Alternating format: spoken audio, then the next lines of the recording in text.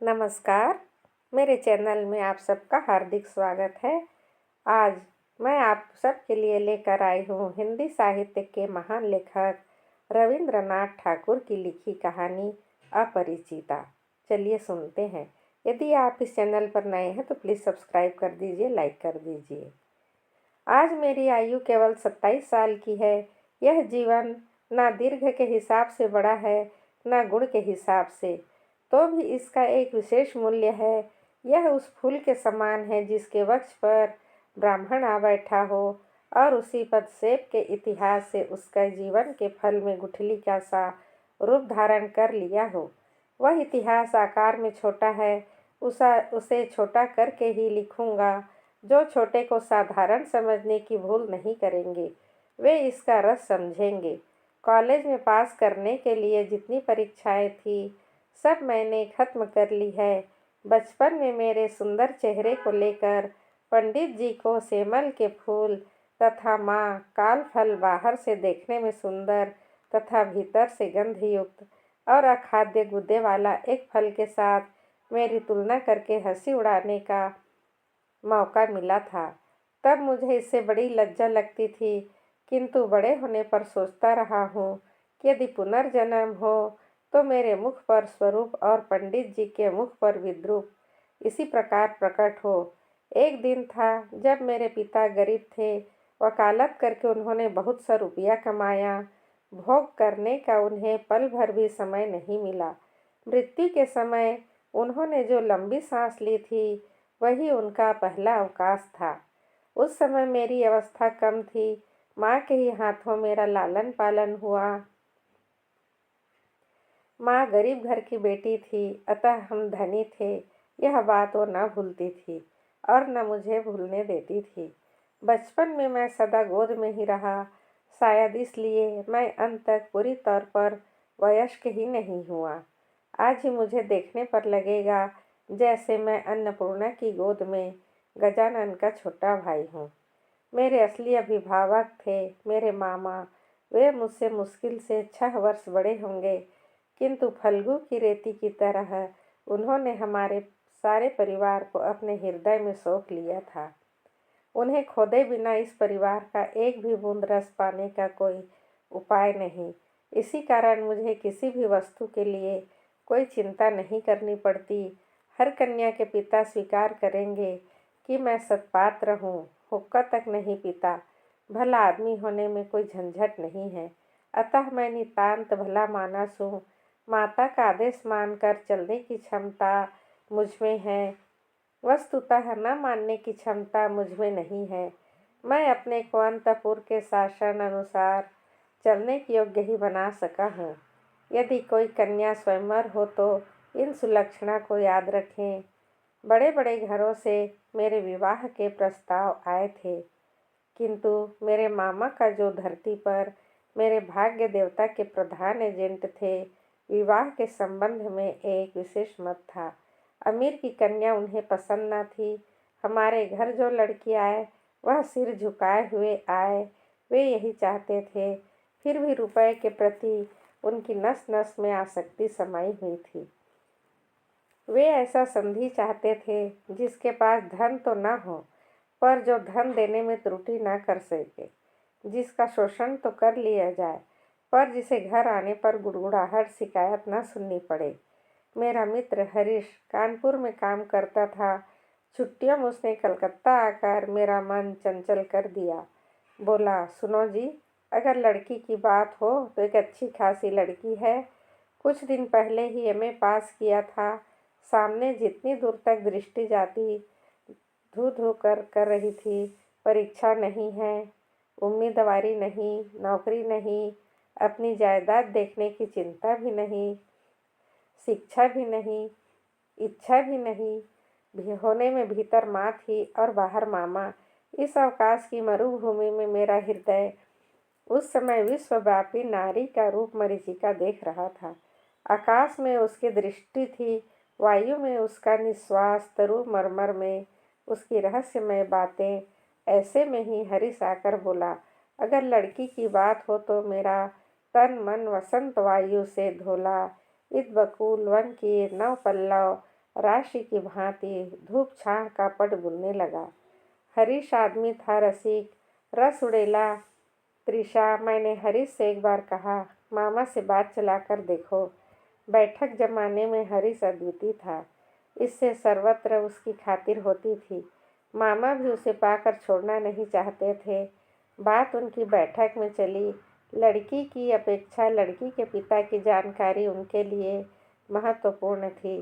पिता की अवस्था वे जैसी चाहते थे वैसी ही थी।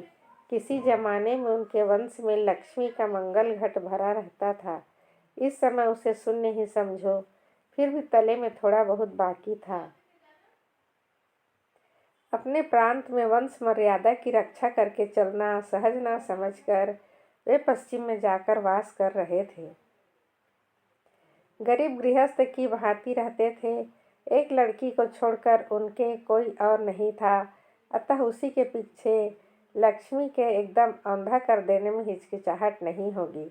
यह सब तो सुंदर था, किंतु लड़की की आयु 15 की है। यह सुनकर मामा का मन भारी हो गया। वंश में तो कोई दोष नहीं है, कोई दोष नहीं। पिता अपनी कन्या के योग्य वर कहीं भी ना खोज पाए। एक तो वर की हाट में महंगाई थी, 30 पर धनुष भंग की शर्त, अतः बाप सब्र किए बैठे हैं। किंतु कन्या की आयु सब्र नहीं करती। जो हो, हरीश की सरस रच में गुण था। मामा का मन नरम पड़ गया। विवाह की भूमिका भाग निर्विघ्न पूरा हो गया। कलकत्ता के बाहर बाकी जितनी दुनिया है, सबको मामा अंडमान द्वीप के अंतर्गत ही समझते थे। जीवन में एक बार विशेष काम से वे कौन नगर गए थे। मामा यदि मनु होते तो अपनी संहिता में हावड़ा के पुल को पार करने का एकदम निषेध कर देते। मन में इच्छा थी खुद जाकर लड़की देख आऊं, पर प्रस्ताव करने का साहस न कर सका। कन्या को आशीर्वाद देने बंगालियों में विवाह पक्का करने के लिए एक रस्म होती है, जिसमें वर पक्ष के लोग कन्या को और कन्या पक्ष के लोग वर को आशीर्वाद देकर कोई आभूषण दे जाते हैं। जिनको भेजा गया वे हमारे विनू दादा थे, मेरे फुफेरे भाई। उनके मत, रुचि एवं दक्षता पर मैं 16 आने निर्भर कर सकता था। लौटकर विनू दादा ने कहा, बुरी नहीं है जी, असली सोना है। विनू दादा को भाषा अत्यंत संयत थी। जहाँ हम कहते थे अपूर्व, वहाँ वे कहते काम चलाओ। अतः मैं समझ गया मेरे भाग्य में पंच सर का प्रजापति से कोई विरोध नहीं। कहना व्यर्थ है, विवाह के उपलक्ष्य में कन्या पक्ष को ही कलकत्ता आना पड़ा।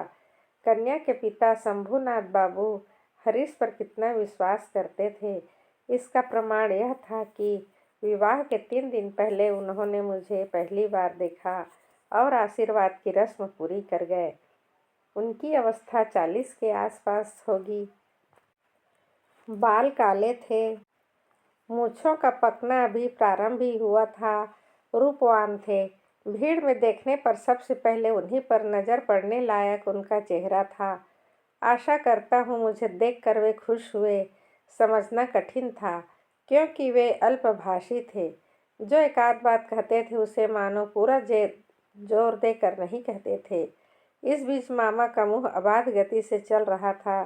धन में, मान में हमारा स्थान शहर में किसी से कम नहीं था। वे नाना प्रकार से इसी का प्रचार कर रहे थे। शंभुनाथ बाबू ने इस बात में बिल्कुल योग्य ध्यान नहीं दिया। किसी भी प्रसंग में कोई हाँ हूँ तक नहीं सुनाई पड़ा। मैं होता तो निरुत्साहित हो जाता, किंतु मामा को हतोत्साहित करना कठिन था। उन्होंने शंभुनाथ बाबू का शांत स्वभाव देखकर सोचा कि आदमी बिल्कुल निर्जीव है, तनिक भी तेज नहीं है। समधियों में और हो जो भाव होना पाप है। अतः मन ही मन मामा खुश हुए। शंभुनाथ बाबू जब उठे तो मामा ने संक्षेप में ऊपर से ही उनको विदा कर दिया। गाड़ी में बिठाने नहीं गए। दहेज के संबंध में दोनों पक्षों में बात पक्की हो गई थी। मामा अपने को असाधारण चतुर समझकर गर्व करते थे। बातचीत में कहीं भी कोई छिद्र न छोड़ते। रुपए की संख्या तो निश्चित थी, ऊपर से गहना कितने भर एवं सोना किस दर का होगा, यह भी एकदम तय हो गया था। मैं स्वयं इन बातों में नहीं था, न जानता ही था कि क्या लेन देन निश्चित हुआ है। मैं जानता था कि यह स्थूल भाग ही विवाह का एक प्रधान अंग है, एवं उस अंश का भार जिनके ऊपर है वे एक कौड़ी भी नहीं ठगाए। वस्तुतः अत्यंत चतुर व्यक्ति के रूप में मामा हमारे सामने परिवार में गर्व की प्रधान वस्तु थे। जहाँ कहीं भी हमारा कोई संबंध हो, पर्वत की बुद्धि की लड़ाई में जीतेंगे, यह बिल्कुल पक्की थी। इसलिए हमारे यहाँ कमी न रहने पर भी, दूसरे पक्ष में कठिन अभाव होते हुए भी हम जीतेंगे, हमारे परिवार की जिद थी। इसमें चाहे कोई बचे या मरे। हल्दी चढ़ाने की रस्म बड़ी धूमधाम से हुई। ढोने वाले इतने थे कि उनकी संख्या का हिसाब रखने के लिए क्लर्क रखना पड़ता। उनको विदा करने में अक्सर पक्ष का जो नाको-दम होगा उसका स्मरण करके मामा के साथ स्वर मिलाकर माँ खूब हंसी। बैंड, फैंसी, कंसर्ट आदि जितने भी प्रकार की जोरदार की आवाज़ें थीं, सबको एक साथ मिलाकर बर्बर कोलाहल रूपी मस्त हाथी द्वारा संगीत सरस्वती के परवीन को दलित विदत करता हुआ मैं विवाह के घर में जा पहुंचा। अंगूठी, हार, जरी, जवाहरात से मेरा शरीर ऐसा लग रहा था जैसे गहने की दुकान नीलाम पर चढ़ी हो। उनके भावी जमाता का मूल्य कितना था, यह जैसे कुछ मात्रा में सर्वांग में स्पष्ट रूप से लिखकर भावी ससुर के साथ मुकाबला करने चला था। मामा विवाह के घर पहुंचकर प्रसन्न नहीं हुए। एक तो आंगन में बारातियों के बैठने के लायक जगह नहीं थी, जिस पर संपूर्ण आयोजन एकदम साधारण ढंग का था। ऊपर से शंभूनाथ बाबू का व्यवहार भी निहायत ठंडा था। उनकी विनय अजस्र नहीं थी, मुंह में शब्द ही ना थे।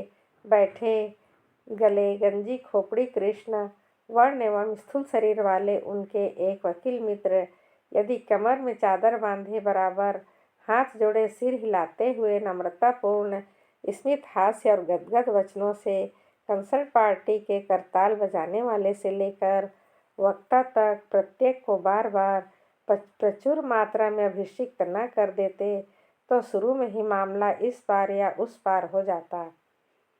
मेरे सभा में बैठने के कुछ देर बाद ही मामा शंभूनाथ बाबू को बगल के कमरे में बुला ले गए। पता नहीं क्या बातें हुई। कुछ देर बाद ही शंभूनाथ बाबू ने आकर मुझसे कहा, लाला जी जरा इधर तो आइए। मामला यह था, सभी का ना हो किंतु किसी किसी मनुष्य का जीवन में कोई एक लक्ष्य रहता है। मामा का एक लक्ष्य मात्र था कि वे किसी भी प्रकार से किसी से ठगे नहीं जाएंगे। उन्हें डर था कि उनके समधी उन्हें गहनों में धोखा दे सकते हैं। विवाह कार्य समाप्त हो जाने पर उस धोखे का कोई प्रतिकार ना हो सकेगा। घर, किराया, सौगात, लोगों की विदाई आदि के विषय में जिस प्रकार की खींचातानी का परिचय मिला, उससे मामा ने निश्चय किया था, लेने देने के संबंध में इस आदमी की केवल जबानी बात पर निर्भर रहने से काम न चलेगा। इसी कारण घर के सुनार तक को साथ लाए थे। बगल के कमरे में जाकर देखो, मामा एक कुर्सी पर बैठे थे। एक सुनार अपनी तराजू बाँट और कसौटी आदि लिए जमीन पर। शंभूनाथ बाबू ने मुझसे कहा, तुम्हारे मामा कहते हैं कि वे विवाह कार्य शुरू होने के पहले ही वे कन्या के सारे गहने नचवा देंगे। इसमें तुम्हारी क्या राय है? मैं सिर नीचा किए चुप रहा। मामा बोले, वह क्या कहेगा, मैं जो कहूँगा वही होगा। शंभूनाथ बाबू ने मेरी ओर देखकर कहा, तो फिर यही तय रहा, यह जो कहेंगे वही होगा। इस संबंध में तुम्हें कुछ नहीं कहना। मैंने जरा गर्दन हिलाकर इशारे से बताया, इन बातों में मेरा बिल्कुल भी अधिकार नहीं है। अच्छा तो बैठो, लड़की के शरीर से सारा गहना उतार कर लाता हूँ। वे कहते हुए वे उठे। मामा बोले, अनुपम यहाँ क्या करेगा? वह सभा में जाकर बैठे। शंभूनाथ बोले, नहीं सभा में नहीं, यहीं बैठना होगा। कुछ देर बाद उन्होंने एक अंगोछा चौकी के ऊपर बिछा दिए। सारे गहने उनके पितामह के जमाने के थे। नए फैशन का बारीक काम न था, जैसा मोटा था वैसा ही भारी था। सुनार ने हाथ में गहने उठाकर कहा, इन्हें क्या देखूं, इसमें कोई मिलावट नहीं है। ऐसे सोने का आजकल व्यवहार ही नहीं होता। यह कहते हुए उसने मकर के मुंह वाला मोटा एक बाला कुछ दबा के दिखाया। वह टेढ़ा हो जाता था। मामा ने उसी समय नोटबुक में गहनों की सूची बना ली। कहीं जो दिखाया गया था उसमें से कुछ कम न हो जाए। हिसाब करके देखा, गहना जिस मात्रा में देने की बात थी उसकी दर एवं तोल उससे अधिक थी। गहनों में एक जोड़ा ईयर रिंग था। शंभूनाथ ने उसको सुनार के हाथ में देकर कहा, जरा इसकी परीक्षा करके देखो। सुनार ने कहा, यह विलायती माल है, इसमें सोने का हिस्सा मामूली ही है। शंभू बाबू ने इयररिंग जोड़ी मामा के हाथ में देते हुए कहा, इसे आप ही रखें। मामा ने उसे हाथ में लेकर देखा। यही इयररिंग कन्या को देकर उन्होंने आशी की रस्म पूरी की थी। मामा का चेहरा लाल हो उठा। दरिद्र उनको ठगना चाहेगा, किंतु वे ठगे नहीं जाएंगे। इस आनंद प्राप्ति से वंचित रह गए एवं उसके अतिरिक्त कुछ ऊपरी प्राप्ति भी हुई। मुँह अत्यंत भारी करके बोले, अनुपम, जाओ तुम सभा में जाकर बैठो। शंभूनाथ बाबू बोले, नहीं, अब सभा में बैठना नहीं होगा, चलिए पहले आप लोगों को खिला दूं। मामा बोले, आप क्या कह रहे हैं? लग्न? शंभूनाथ बाबू ने कहा, उसके लिए चिंता न करे, अभी उठिए। आदमी निहायत भला मानस था, किंतु कुछ अंदर से कुछ ज़्यादा हठी प्रतीत हुआ। मामा को उठना पड़ा। बारातियों का भी भोजन हो गया। आयोजन में आडंबर नहीं था, किंतु रसोई अच्छी बनी थी और सब कुछ साफ सुथरा था। इससे सभी तृप्त हो गए। बारातियों का भोजन समाप्त होने पर शंभूनाथ बाबू ने मुझसे खाने को कहा। मामा ने कहा, यह क्या कह रहे हैं? विवाह के पहले वर कैसे भोजन करेगा? इस संबंध में वे मामा के व्यक्त किए मत की पूर्ण उपेक्षा करके मेरी ओर देखकर बोले, तुम क्या कहते हो? भोजन के लिए बैठने में कोई दोष है? मूर्तिमती मात्र आज्ञा स्वरूप मामा उपस्थित थे। उनके विरुद्ध चलना मेरे लिए असंभव था। मैं भोजन के लिए ना बैठ सका। तब शंभूनाथ बाबू ने मामा से कहा, आप लोगों को बहुत कष्ट दिया है। हम लोग धनी नहीं हैं, आप लोगों को योग्य व्यवस्था नहीं कर सके, क्षमा करेंगे। रात हो गई है, आप लोगों को कष्ट और नहीं बढ़ाना चाहता। फिर इस समय मामा बोले, तो सभा में चलिए, हम तो तैयार हैं। शंभूनाथ बोले, तब आपकी गाड़ी बुलवा दूं? मामा ने आश्चर्य से कहा, मजाक कर रहे हैं क्या? शंभूनाथ ने कहा, मजाक तो आप ही कर चुके हैं। मजाक के फर्क को स्थायी करने की मेरी इच्छा नहीं है। मामा दोनों आंखें विस्फोट मुझसे एक शब्द कहना भी उन्होंने आवश्यक नहीं समझा। कारण प्रमाणित हो गया था। मैं कुछ भी नहीं था। उसके बाद जो हुआ उसे कहने की इच्छा नहीं होती। झाड़ फानूस तोड़ फोड़ कर चीज वस्तु को नष्ट भ्रष्ट करके बारातियों का दल दक्ष यज्ञ का नाटक पूरा करके बाहर चला आया। घर लौटने पर बैंड शहनाई और कंसर्ट सब साथ नहीं बजे एवं अभ्रक के झाड़ों ने आकाश के तारों के ऊपर अपने कर्तव्य का निर्वाह करके कहा, महानिर्वाण प्राप्त किया, पता नहीं चला। घर के सब लोग क्रोध से आग बबूला हो गए। कन्या के पिता को इतना घमंड कलयुग पूर्ण रूप से आ गया है। सब बोले, देखें लड़की का विवाह कैसे करते हैं, किंतु लड़की का विवाह नहीं होगा, यह भय जिसके मन में ना हो उसको दंड देने का क्या उपाय है। बंगाल भर में मैं ही एकमात्र पुरुष था जिसको स्वयं कन्या के पिता ने जनवासे से लौटा दिया था। इतने बड़े सत्पात्र के माथे पर कलंक का इतना बड़ा दाग किस दुष्ट ग्रह ने इतना प्रचार करके बाजे गाजे से समारोह करके आंख दिया। बाराती यह कहते हुए माथा पीटने लगे कि विवाह नहीं हुआ, लेकिन हमको धोखा देकर खिला दिया। संपूर्ण अन्न सहित पकवान निकाल कर वहाँ फेंक आते तो अफसोस मिटता। विवाह के वचन भंग का और मानहानि का दावा करूँगा, कहकर मामा घूम घूम कर खूब शोर मचाने लगे। हितैषियों ने समझा दिया कि ऐसा करने से जो तमाशा बाकी रह गया है वह भी पूरा हो जाएगा। कहना व्यर्थ है, मैं भी खूब क्रोधित हुआ कि किसी प्रकार शंभूनाथ पूरी तरह हार कर मेरे पैरों पर आ गिरे। मूंछों की रेखा पर ताव देते देते केवल यही कामना करने लगा। किंतु इस आक्रोश की काली धारा के समीप एक और स्रोत बह रहा था, जिसका रंग बिल्कुल भी काला नहीं था। संपूर्ण मन उस अपरिचित की ओर दौड़ गया। अभी तक उसे किसी भी प्रकार वापस नहीं मुड़ सका। दीवार की आड़ में रह गया। उसके माथे पर चंदन चर्चित था, देह पर लाल साड़ी, चेहरे पर लज्जा की ललाई। हृदय में क्या था यह कैसे कह सकता हूँ।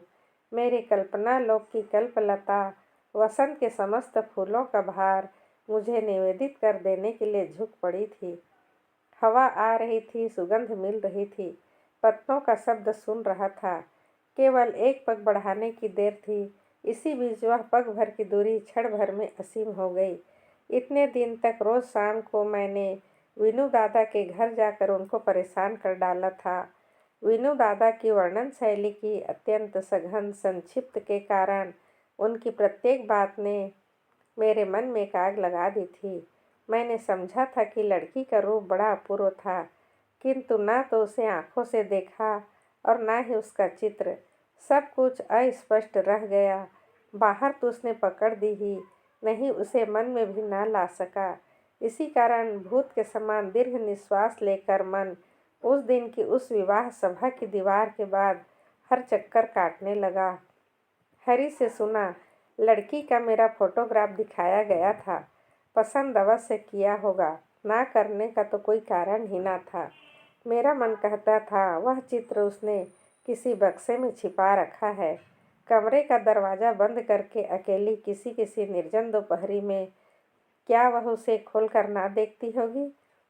जब झुक कर देखती होगी तब चित्र के ऊपर क्या उसके मुख की ओर अकस्मात बाहर किसी के पैर की आहट पाते ही क्या वह झटपट अपने सुगंधित अंचल में चित्र को ना छिपा लेती होगी। दिन बीत जाते हैं, 1 वर्ष बीत गया। मामा तो लज्जा के मारे विवाह संबंध की बात ही ना छेड़ पाते। माँ की इच्छा थी मेरे अपमान की बात जब समाज के लोग भूल जाएंगे तब विवाह का प्रयत्न करेंगी। दूसरी ओर मैंने सुना कि शायद उस लड़की को अच्छा वर मिल गया है, किंतु उसने प्रण किया है कि विवाह नहीं करेगी। सुनकर मन आनंद के आवेश में भर गया। मैं कल्पना में देखने लगा, वह अच्छी तरह खाती नहीं, संध्या हो जाती है, वह बाल बांधना भूल जाती है। उसके पिता उसके मुंह की ओर देखते हैं और सोचते हैं, मेरी लड़की दिनों दिन ऐसी क्यों होती जा रही है। अकस्मात किसी दिन उसके कमरे में आकर देखते हैं, लड़की के नेत्र आंसुओं से भरे हैं। पूछते हैं, बेटी तुझे क्या हो गया है, मुझे बता। लड़की झटपट आंसू पोंछकर कहती है, कहाँ, कुछ भी तो नहीं हुआ पिताजी। बाप की इकलौती लड़की है ना, बड़ी लाडली लड़की है। अनावृष्टि के दिनों में फूल की कली के समान जब लड़की एकदम मुरझा गई तो पिता के प्राण और अधिक सहन न कर सके। मान त्याग कर वे दौड़कर हमारे दरवाजे पर आए। उसके बाद उसके मन में जो काले रंग की धारा बह रही थी वह मानो काले सांप के समान रूप धरकर फुफकार उठी। उसने कहा, अच्छा है, फिर एक बार विवाह का साज सजाया जाए, रोशनी जले, देश विदेश के लोगों को निमंत्रण दिया जाए। उसके बाद तुम वर के मौर को पैरों से कुचलकर दल बल लेकर सभा से उठकर चले आओ। किंतु जो धारा अश्रु जल के समान शुभ्र थी वह राजहंस का रूप धारण करके बोली, जिस प्रकार एक दिन दमयंती के पुष्प वन में गई थी, मुझे उसी प्रकार एक बार उड़ जाने दो। मैं विरहिणी के कानों में एक बार सुख संदेश दे आऊं। उसके बाद दुख की रात बीत गई। न वर्षा का जल बरसा, मलान फूलों ने मुंह उठाया। इस बार उस दीवार के बाहर सारी दुनिया के और सब लोग रह गए। केवल एक व्यक्ति के भीतर प्रवेश किया। फिर मेरी कहानी खत्म हो गई। लेकिन कहानी ऐसे खत्म नहीं हुई। जहाँ पहुंचकर वह अनंत हो गई है, वहाँ का थोड़ा सा विवरण बताकर अपना यह लेख समाप्त करूँगा। माँ को लेकर तीर्थ यात्रा करने जा रहा था। भार मेरे ऊपर था क्योंकि मामा इस बार भी हावड़ा पुल के पार नहीं गए। रेलगाड़ी में सो रहा था। झोंके खाते खाते दिमाग में नाना प्रकार के बिखरे स्वप्नों का झुंझुना बज रहा था। अकस्मात किसी एक स्टेशन पर जाग पड़ा। वह भी प्रकाश अंधकार के मिश्रित एक स्वप्न था। केवल आकाश के तारागण चिर परिचित थे और सब अपरिचित अस्पष्ट था। स्टेशन की कई सीधी खड़ी बत्तियां प्रकाश द्वारा यह धरती कितनी अपरिचित है एवं जो चारों ओर वह कितना अधिक दूर है, यही दिखा रही थी। गाड़ी में माँ सो रही थी। बत्ती के नीचे हरा पर्दा टंगा था। ट्रंक, बक्स, सामान सब एक दूसरे के ऊपर तितर बितर पड़े थे। वह मानो स्वप्न लोक का उल्टा पुल्टा सामान हो, जो संध्या की हरी बत्ती के टिमटिमाते प्रकाश में होने और न होने के बीच न जाने किस ढंग से पड़ा था। इस बीच उस विचित्र जगत की अद्भुत रात में कोई बोल उठा, जल्दी आ जाओ, इस डिब्बे में जगह है। लगा जैसे गीत सुना हो। बंगाली लड़की के मुख से बंगला बोली कितनी मधुर लगती है, इसका पूरा अनुमान ऐसे अनुपयुक्त स्थान पर अचानक सुनकर ही किया जा सकता है। किंतु इस स्वर को निरी एक लड़की का स्वर कहकर श्रेणीभुक्त कर देने से काम नहीं चलेगा। यह किसी अन्य व्यक्ति का स्वर था। सुनते ही मन कह उठा, ऐसा तो पहले कभी नहीं सुना। कले का स्वर मेरे लिए सदा ही बड़ा सत्य रहा है। रूप भी कम बड़ी वस्तु नहीं है, किंतु मनुष्य में जो अंतरम और अनिवर्चनीय है, मुझे लगता है जैसे कंठ स्वर उसी की आकृति हो। चटपट जंगला खोलकर मैंने मुंह बाहर निकाला। कुछ भी ना दिखा। प्लेटफार्म पर अंधेरे में खड़े अपनी एक आंख वाली लालटेन हिलाई, गाड़ी चल दी। मैं जंगले के पास बैठा रहा। मेरी आंखों के सामने कोई मूर्ति न थी, किंतु हृदय में मैं एक हृदय का रूप देखने लगा, जैसे इस तारामयी रात्रि के समान हो, जो आवृत कर लेती है किंतु उसे पकड़ा नहीं जा सकता। जो स्वर अपरिचित कंठ के स्वर, क्षण भर में ही तुम मेरे चिर परिचित के आसन पर आकर बैठ गए हो। तुम कैसे अद्भुत हो, चंचल काल के शुभ हृदय के ऊपर के फूल के समान खिले हो, किंतु उसकी लहरों के आंदोलन से कोई पंखुड़ी तक नहीं हिलती। अपरिमेय कोमलता में जरा भी दाग नहीं पड़ता। गाड़ी लोहे के मृदंग पर ताल देती हुई चली। मैं मन ही मन गाना सुनता जा रहा था। उसकी एक ही टेक थी, डिब्बे में जगह है, क्या जगह है, क्या जगह है। मिले कैसे कोई किसी को नहीं पहचानता। साथ ही यह ना पहचानना मात्र कोहरा है, माया है। उसके छिन्न होते ही फिर परिचय का अंत नहीं होता। ओ सुधाम स्वर, जिस हृदय के तुम अद्भुत रूप हो, वह क्या मेरा चिर परिचित नहीं है? जगह है, जल्दी बुलाया था, जल्दी ही आया हूँ। क्षण भर भी देर नहीं की है। रात में ठीक से नींद नहीं आई। प्रायः हर स्टेशन पर एक बार मुंह निकाल कर देखता। भय होने लगा कि जिसको देख नहीं पाया वह कहीं रात में ही न उतर जाए। दूसरे दिन सुबह एक बड़े स्टेशन पर गाड़ी बदलनी थी। हमारे टिकट फर्स्ट क्लास के थे। आशा थी भीड़ नहीं होगी। उतर कर देखा, प्लेटफार्म पर साहब के अर्दलिया का दल सामान लिए गाड़ी की प्रतीक्षा कर रहा है। फौज के कोई बड़े जनरल साहब भ्रमण के लिए निकले थे। 2-3 मिनट के बाद ही गाड़ी आ गई। समझा फर्स्ट क्लास की आशा छोड़नी पड़ेगी। माँ को लेकर किस डिब्बे में चढ़ूँ, इस बारे में बड़ी चिंता में पड़ गया। पूरी गाड़ी में भीड़ थी। दरवाजे दरवाजे झांकता हुआ घूमने लगा। इसी बीच सेकंड क्लास के डिब्बे से एक लड़की ने मेरी माँ को लक्ष्य करके कहा, आप हमारे डिब्बे में आइए ना, यहाँ जगह है। मैं तो चौंक पड़ा। वही अद्भुत मधुर स्वर, वही गीत की टेक, जगह है। क्षण भर भी देर न करके माँ को लेकर डिब्बे में चढ़ गया। लड़की ने ही कुलियों के हाथ से झटपट चलती गाड़ी में हमारे बिस्तर आदि खींच लिए। फोटो खींचने का मेरा एक कैमरा स्टेशन पर ही छूट गया, ध्यान ही न रहा। उसके बाद क्या लिखूं नहीं जानता। मेरे मन में एक अखंड आनंद की तस्वीर है, उसे कहाँ से शुरू करूं, कहाँ से समाप्त करूं। बैठे बैठे एक वाक्य के बाद दूसरे वाक्य की योजना करने की इच्छा नहीं होती। इस बार उसी स्वर को आंखों से देखा। इस समय भी वह स्वर ही जान पड़ा। माँ के मुंह की ओर ताका, देखा कि उनकी आंखों के पलक नहीं गिर रहे थे। लड़की की अवस्था 16 या 17 की होगी, किंतु नए यौवन ने उसके देह मन पर कहीं भी जैसे जरा भी भार न डाला हो। उसकी गति दीप्ति, निर्मल सौंदर्य की सुचिता अपूर्व थी। उसमें कहीं कोई जड़ता न थी। मैं देख रहा हूँ, विस्तार से कुछ भी कहना मेरे लिए असंभव है। यही नहीं, वह किस रंग की साड़ी किस प्रकार के पहने हुए थी, यह भी ठीक से नहीं कह सकता। यह बिल्कुल सत्य है कि उसकी वेशभूषा में ऐसा कुछ न था जो उसे छोड़कर विशेष रूप से आँखों को आकर्षित करे। वह अपने चारों ओर की चीज़ों से बढ़कर थी। रजनीगंधा की शुभ्र मंजरी के समान सरल वृंत के ऊपर स्थित जिस वृक्ष पर खिली थी उसका एकदम अतिक्रमण कर गई थी। साथ में दो तीन छोटी छोटी लड़कियां थीं। उनके साथ उसकी हंसी और बातचीत का अंत न था। मैं हाथ में एक पुस्तक लिए उस ओर कान लगाया था। जो कुछ कान में पड़ रहा था वह सब तो बच्चों के साथ बचपन की बातें थी। उसका विशेष यह कि उसमें अवस्था का अंतर बिल्कुल भी नहीं था। छोटों के साथ वह अनायास आनंदपूर्वक छोटी हो गई थी। साथ में बच्चों की कहानियों की सचित्र पुस्तकें थीं। उसकी कोई कहानी सुनाने के लिए लड़कियों ने उसे घेर लिया था।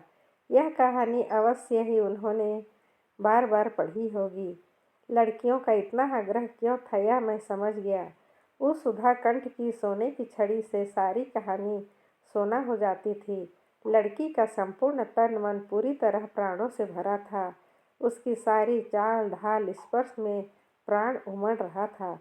अतः लड़कियां जब उसके मुंह से कहानी सुनती तब कहानी नहीं उसी को सुनती। उनके हृदय पर प्राणों का झरना झर पड़ता। उसके उस सद्भाव प्राण ने मेरी उस दिन की सारी सूर्य किरणों को सजीव कर दिया। मुझे लगा मुझे जिस प्रकृति ने अपने आकाश के वेशी कर रखा है वह उस तरुणी के ही अकला अमला नगर है। दूसरे स्टेशन पर पहुंचते ही उसने खोमचे वाले को बुलाकर काफ़ी सी दाल मोठ खरीदी। लड़कियों के साथ मिलकर बिल्कुल बच्चों के समान कला हास्य करते हुए निःसंकोच भाव से खाने लगी। मेरी प्रकृति तो जाल से घिरी हुई थी। क्यों मैं अत्यंत सहज भाव से उस हंसमुखी लड़की से मुट्ठी दाल मोठ ना मांग सका।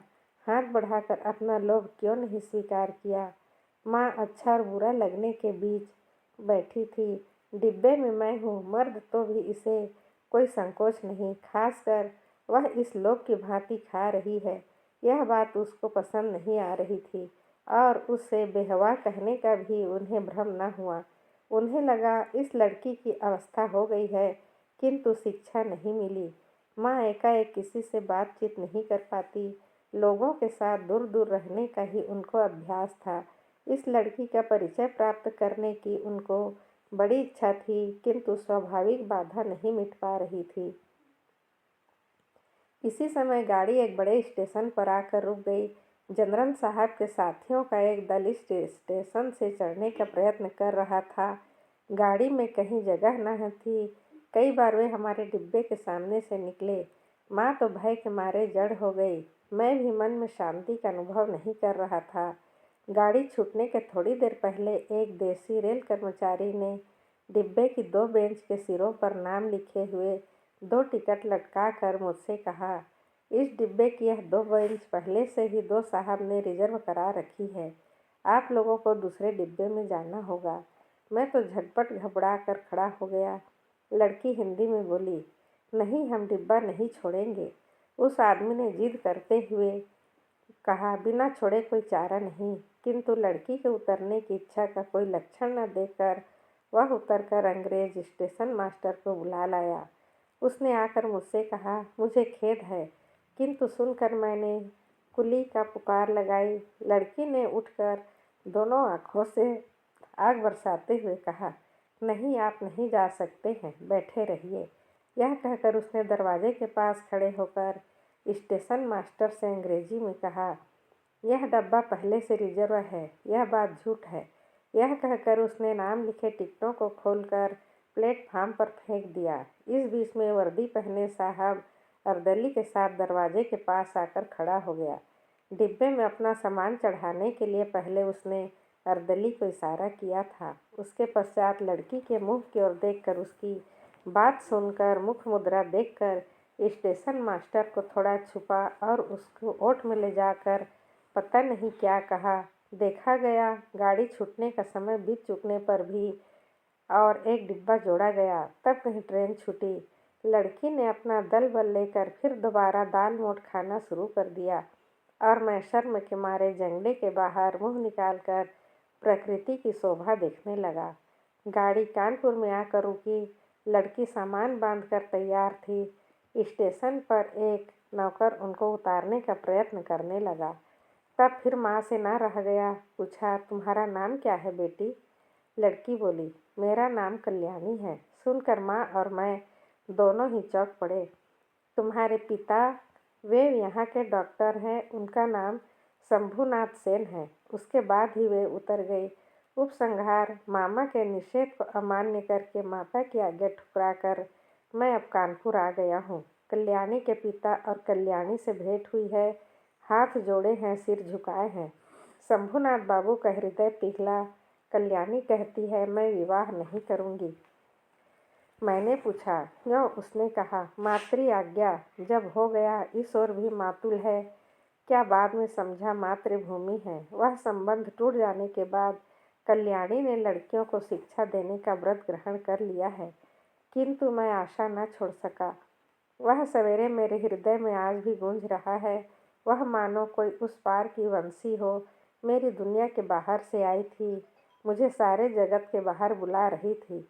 और वह जो रात के अंधकार में मेरे कान में पड़ा था, जगह है, वह मेरे चिर जीवन के संगीत की टेक बन गई।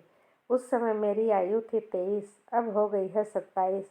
अभी तक आशा नहीं छोड़ी है, किंतु मातुल को छोड़ दिया है। इकलौता लड़का होने के कारण माँ मुझे नहीं छोड़ सकी। तुम सोच रहे होगे मैं विवाह की आशा करता हूँ। नहीं, कभी नहीं। मुझे याद है, बस उस रात के अपरिचित कंठ के मधुर स्वर की आशा। जगह है, अवश्य है, नहीं तो खड़ा होऊंगा। इसी से वर्ष के बाद वर्ष बीतते जाते हैं। मैं यही हूँ, भेंट होती है, वही स्वर सुनता हूँ। जब अवसर मिलता है उसका काम कर देता हूँ, और मन कहता है यही तो जगह मिली है। ओ अपरिचिता, तुम्हारा परिचय पूरा नहीं हुआ, पूरा होगा भी नहीं, किंतु मेरा भाग्य अच्छा है, मुझे जगह मिल चुकी है। अगर आपको यह कहानी पसंद आई हो तो लाइक करें, कमेंट करें और चैनल को सब्सक्राइब करना न भूलें। अगली कहानी में फिर मिलते हैं। धन्यवाद। आपका दिन शुभ हो, मंगलमय हो। राधे राधे।